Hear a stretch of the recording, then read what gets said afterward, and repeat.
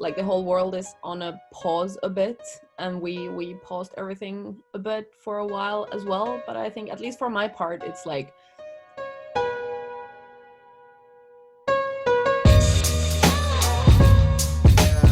hello again, everybody, and I'm honored to be here with the lobby that were going to perform on Urban Connection, and hopefully we're still working on it, or just the details. We'll definitely see them again, but hopefully we'll see them on Dansens Hus in the fall. But thanks, guys, for checking in with us. How are you doing? I'll let you introduce yourself. Well, thank you. Lauri, do you want to start, maybe? Great, yes. Okay, who, me? Yeah. Okay, sure. Yeah. So I go by Lauri, and I am right here at my parents' cottage, enjoying the quarantine right now as good as I can. And yeah, next one. So Jérémy here. I'm as well enjoying, if we can call that what I'm doing right now, but at least spending time in a cottage. So it's a family of my partner's cottage, and it's providing us like a really restful and natural environment to deal with these stressful past weeks. So far so good. And my name is Marvil, also a member of the lobby of the group, one of the 5 people stuck in Stockholm in one of the apartments close to the forest, so that's cool. So just a lot of nature going around, very inspirational. Yeah, that was us.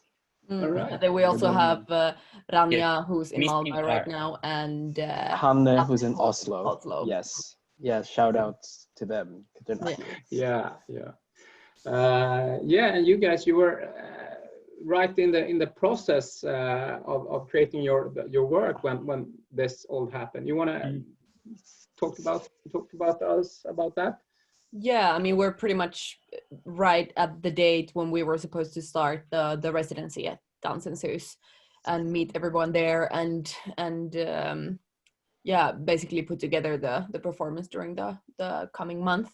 And now, of course, situations have changed, and like yeah, I think right now we're at kind of like the whole world is on a pause a bit, and we paused everything a bit for a while as well. But I think, at least for my part, it's like slowly getting back to the okay, so this is still happening, and like how can we work on this, continue the distance, like working together in distance, because like we all live in different places, so that was already what we were doing. So it's not like a major change to how we were working, but of course, like it's needs postponing the meeting of the like the physical trying out stuff, and just continuing on like brainstorming and changing ideas and like.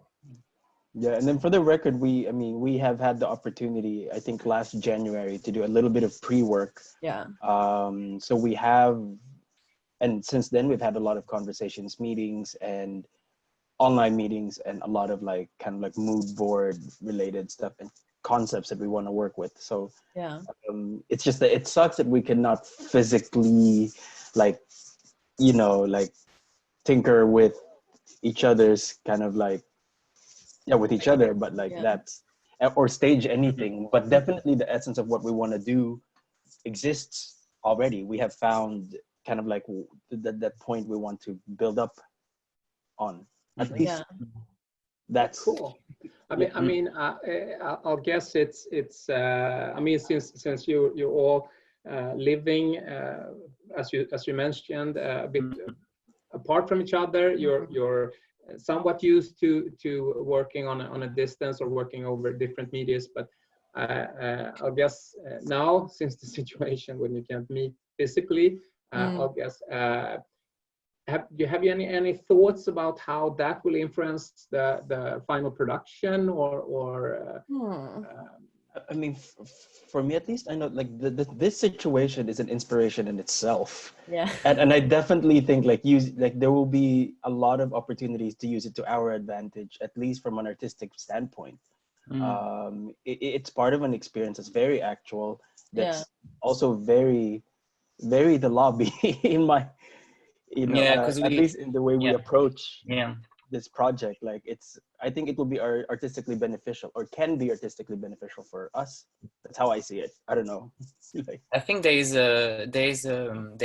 definitely going to be more depth added to because the project is now located. It will probably, hopefully, locate itself after, like a bit after the main storm or like something like that. So our intention, which was like dealing with this sort of awkward meeting of five characters, if I can like summarizing like this, is going to probably get more depth thanks to this because of the fact that physical meeting is going to be more of like after this. It's going to be like a very big thing already. And if that would mean meeting on the stage, that would be the most hilarious blind date people will see. Like I think it's just I think the only maybe doubt, the only like, let's say, more like shadowy side of that sort of inspirational thing is that we were just getting to know each other, so we were just getting to also like get a sense of like outside of the word, a sense of like what our meeting would be about. And now we are back, like dealing with our own very different situations right now. So feeling distance has been really also something we have been trying to manage. Yeah. How far did you have you come in the process before all this? Could you tell us a bit more about the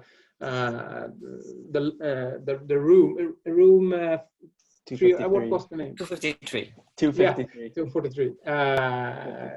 Could you tell us about that a bit? Lauri? So we already mentioned that it's essentially about kind of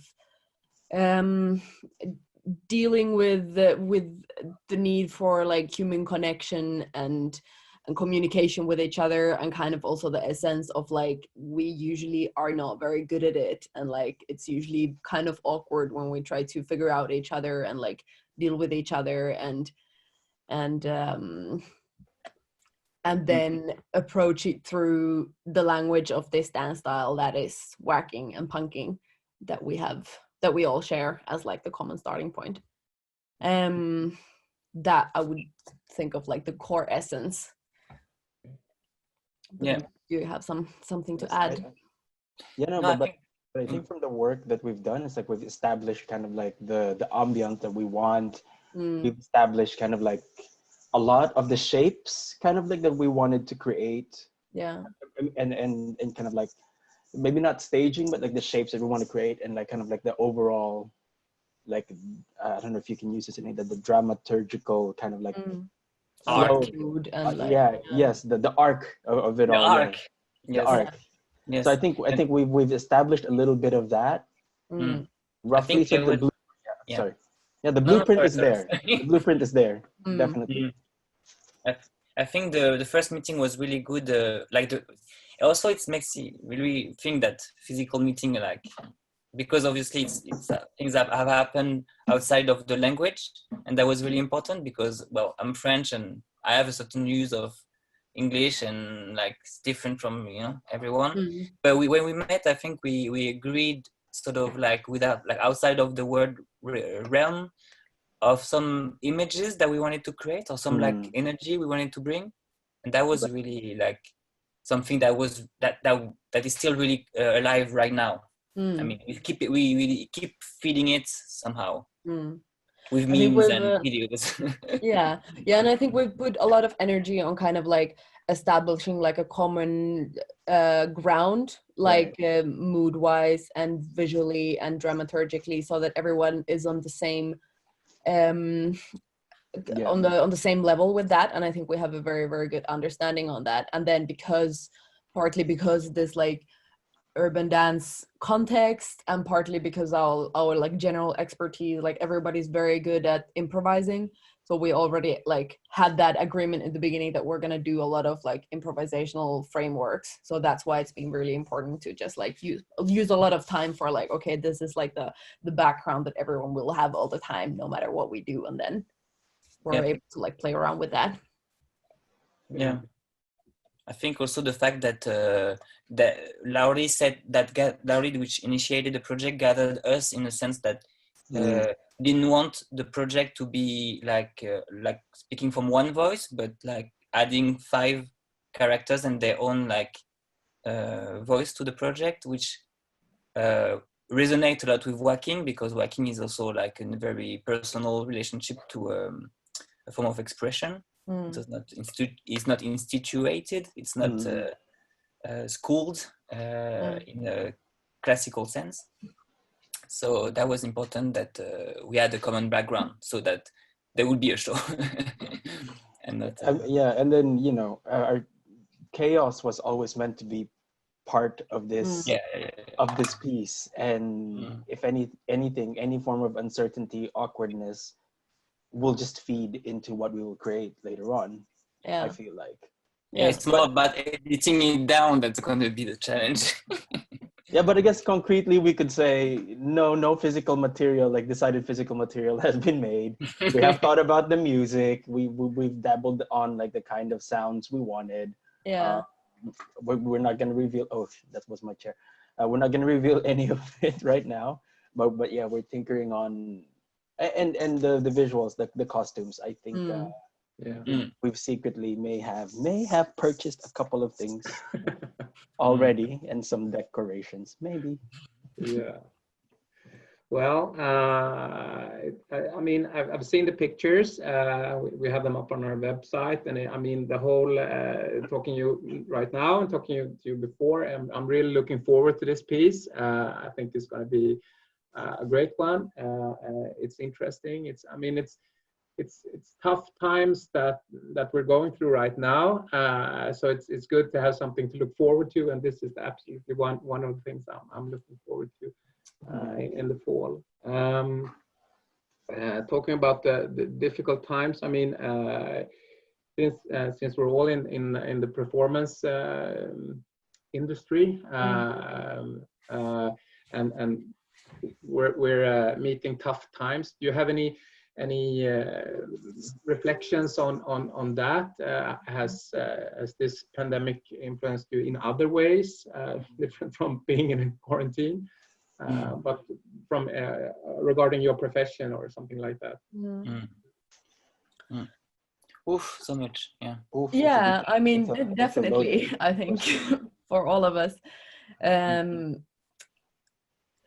Yeah, I mean, of course, like the everything, like the profession generally is usually like being a freelancer and everything. It is already unsure, and now it's like even more unsure because maybe you had all these plans for an X amount of time, and now no one knows if something is gonna happen and when it's gonna happen. So like, it definitely adds on the uncertainty. But then again, like the whole world is kind of in that state right now. So at least for me, I feel like it's just this general of like no one knows kind of. There is, it feels like at the same time there is like we all in this shit together sort of feeling. So in a sense I never felt more like the general, like, you know, us all, like even outside the performing field, like everyone being sort of like attentive to how things are unraveling, and then sort of paying attention to like how the governments are like, in my sense, I'm checking 2 different governments here in Finland and here in France, and reflecting a lot upon that sort of ways how officials are handling the things.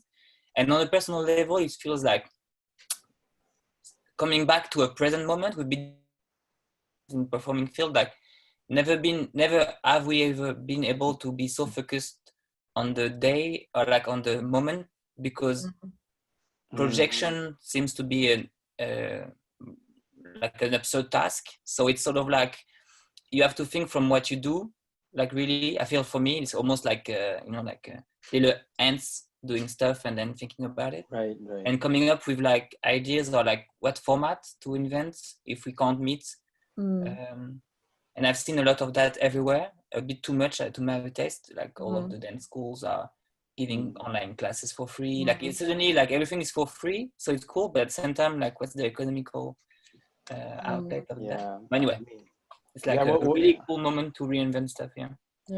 Yeah, I mean, it's both positive and negative, I think, for people. I definitely think there's an online culture right now going on with like people just vomiting their art. Yeah, that's definitely so beautiful to see. But also as someone working in the performance industry with dance, with movement, with a lot of other things, it also made me count a lot of my privileges. That's definitely a thing, is that, you know, despite losing this gig, that gig, here, this gig, I mean, I still have a roof over my head. I still have some food, you know. Toilet paper is not an issue yet. And I definitely, that's definitely something worth thinking about and something to internalize when you do get back to, when you do realize what platforms you're taking and kind of like what space and how to take them. And I think that goes for any artist, because I think, you know, art exists no matter how like disadvantaged or advantaged you are. But I mean, this situation also made you realize to what extent you are of an advantage. Like I'm like I'm good. I know I'm not, you know, it's like I could be better, but I'm not in a dire situation as many people I can assume in many other places in the world are right now. So it just makes me take my position a lot more seriously, even if it's going to be an artist, even if we're working with, I don't know, let's say comedy or anything trivial, that it's still, you know, it's still a contribution. So it's a bit of both.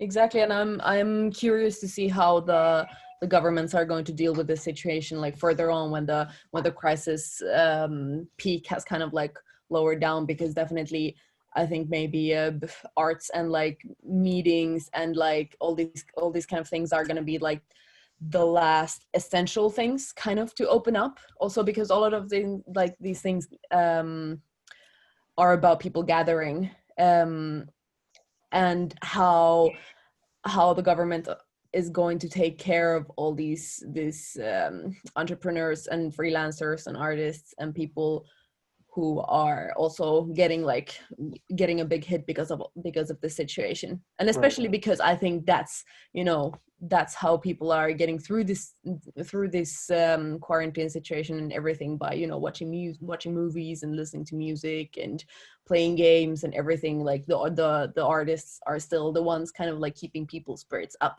you know. So how is that like? But I believe when you say like the less, I think maybe we'll see, but I've already acknowledged from like these very many Zooms and discussions and WhatsApp I'm having trying to have regularly, that people are really starting to already like feel very bad, like to lack this meeting like in person.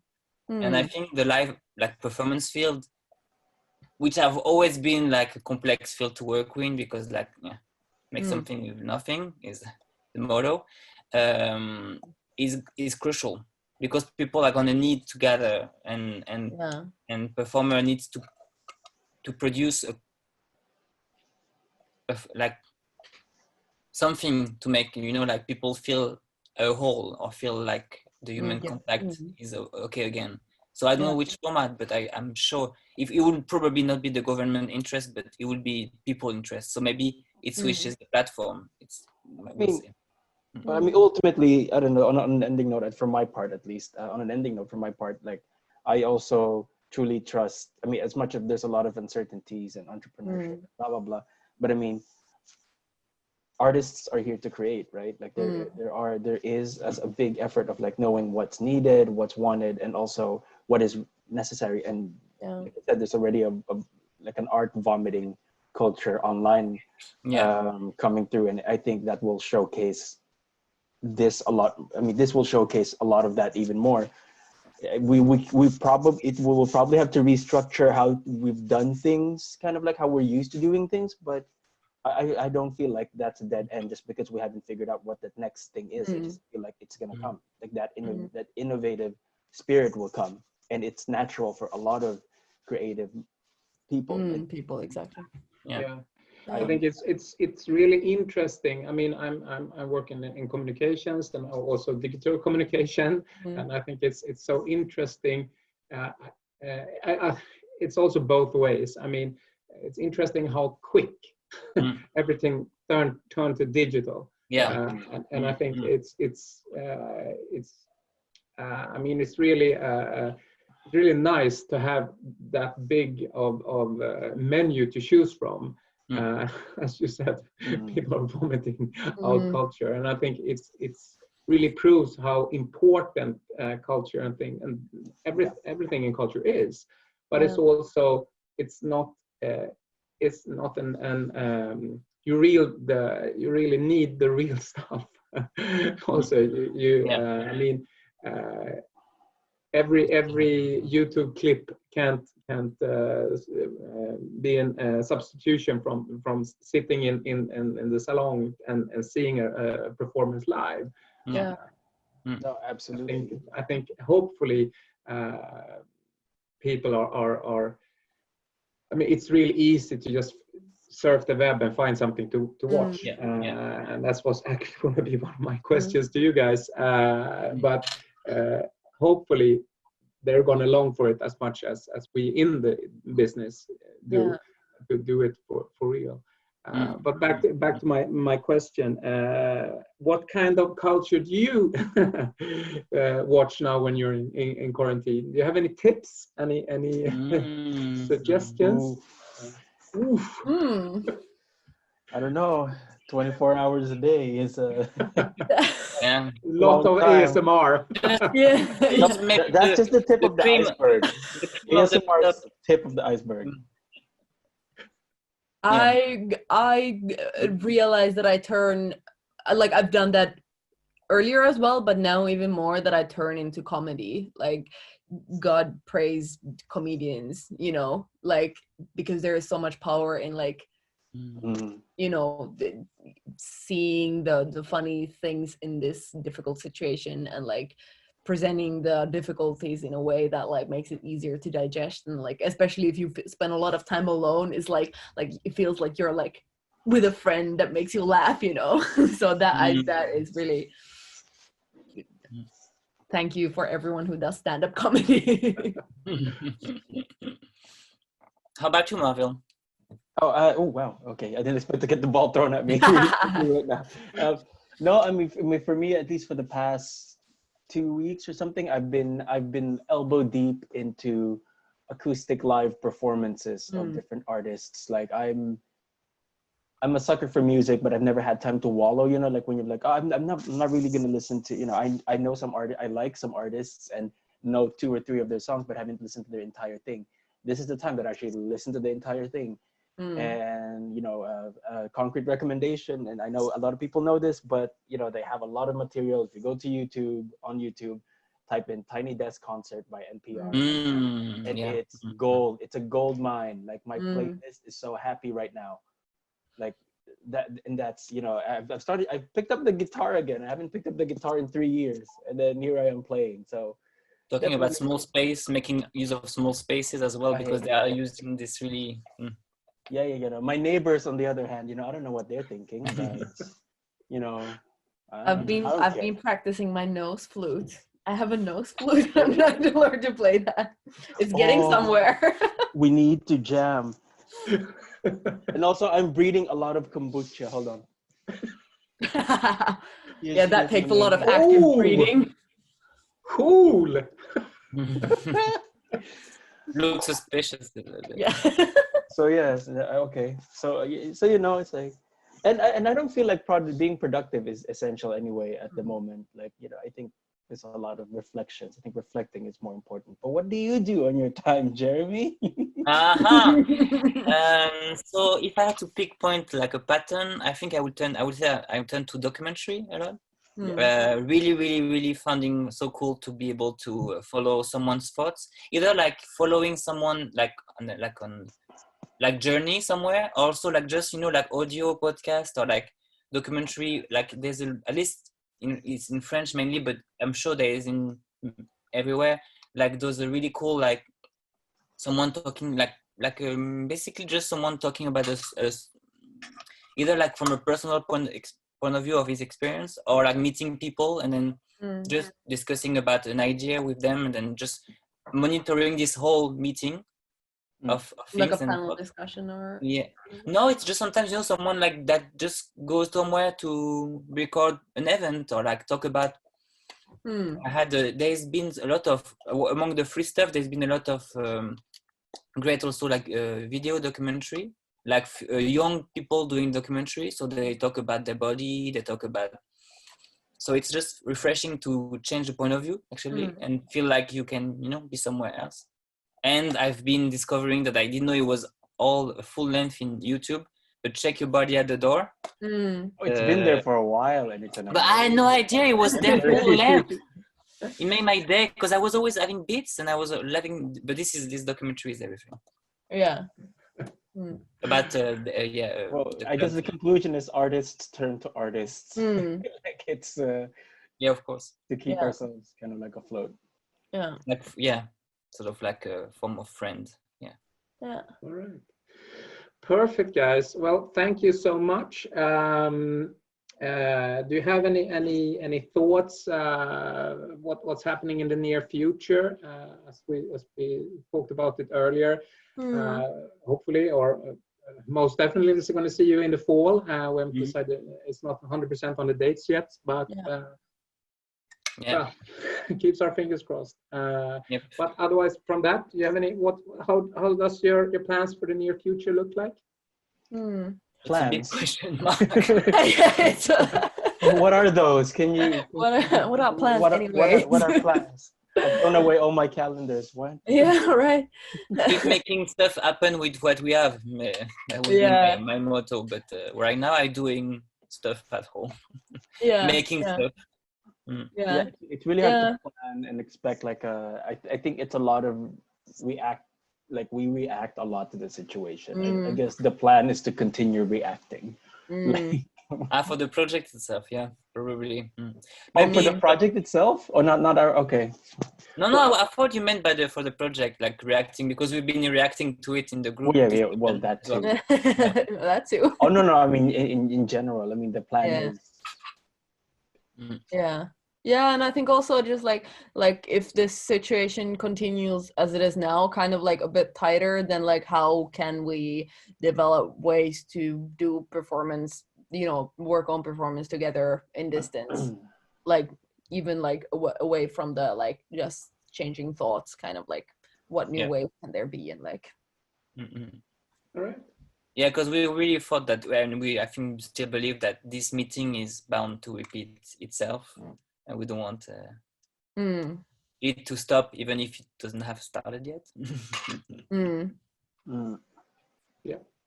All right. Well, thank you so much for taking the time and talking to me. And as I said, we're looking forward to your performance. And stay healthy and stay safe. You too. Thank you. You too. Thank you. Bye.